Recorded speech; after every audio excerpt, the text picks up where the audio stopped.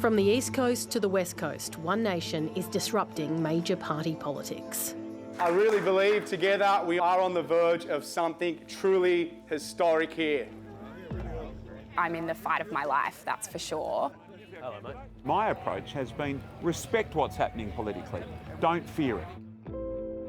The resignation of a long-serving MP in Perth's southern suburbs has triggered a by-election in a once safe Labor stronghold. It could be an opening for One Nation. A big swing to One Nation would send shockwaves through the major parties.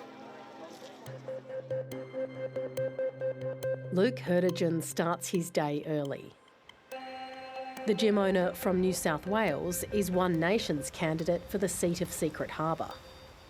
On the East Coast, One Nation has barred the ABC from some of its media events. But here in the West, Luke Herdegen has invited 7:30 along. Is there a joke in here about a political storm? There might be a joke about a political storm, I think. I think there's definitely a storm brewing. From the beach to the roadside.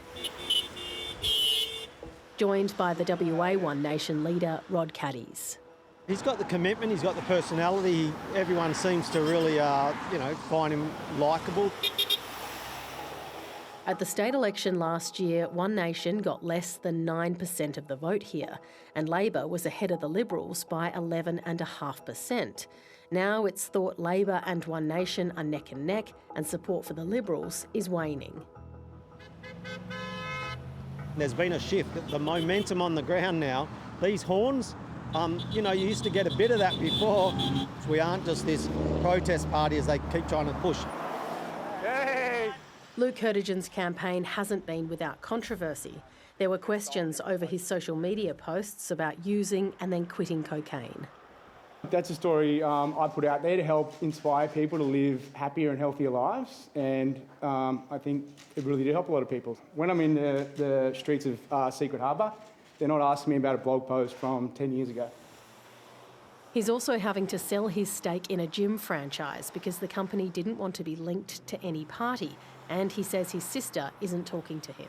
She sees Pauline Hanson and One Nation as racist and I guess not sort of supporting the things that she supports.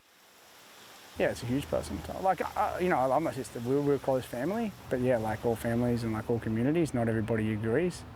And we have to be able to disagree.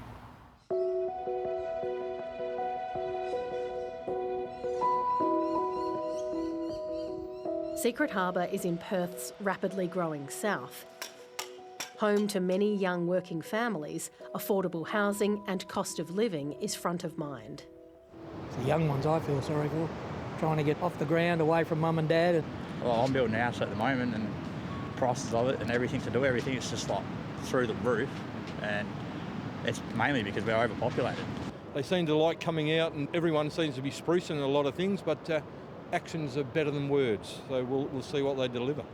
There are far fewer rusted-on voters now than there were, and in the outer suburbs, that's where that party loyalty, I think, is falling away. Good morning.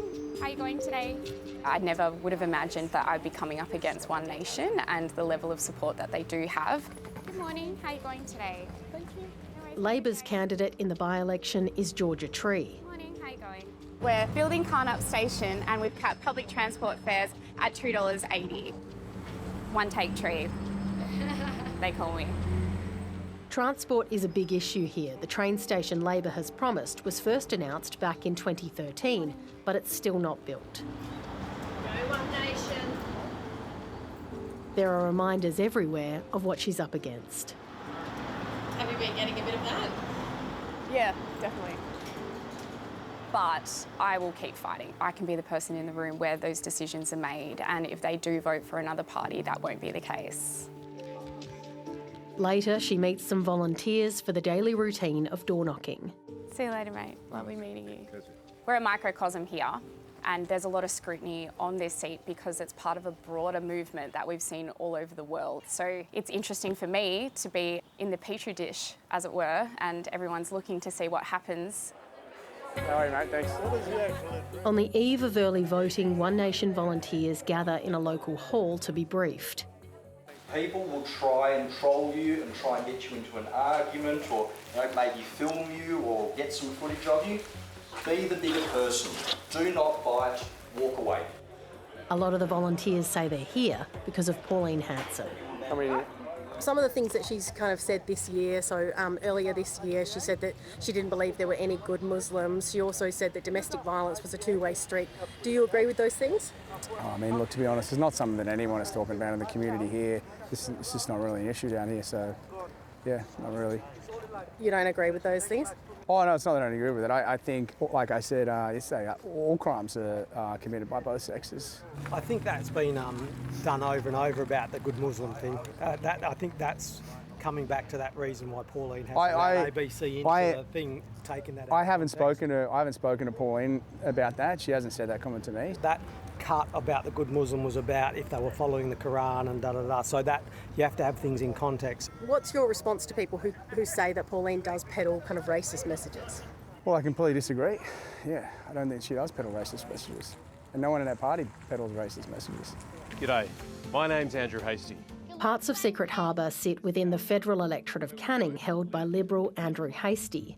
One of the coalition's loudest voices against One Nation, he's been critical of the WA Liberals for not running hard enough against the party and preferencing One Nation too high. There is support for One Nation. Now, for us to be disrespectful of that would be not acknowledging the current will of the people. So my approach has very much been see One Nation's rise as an opportunity, not a threat. I think we're in with a great chance, and importantly, we've spent the last 5 weeks listening to the people of Secret Harbour, and I think that's going to show.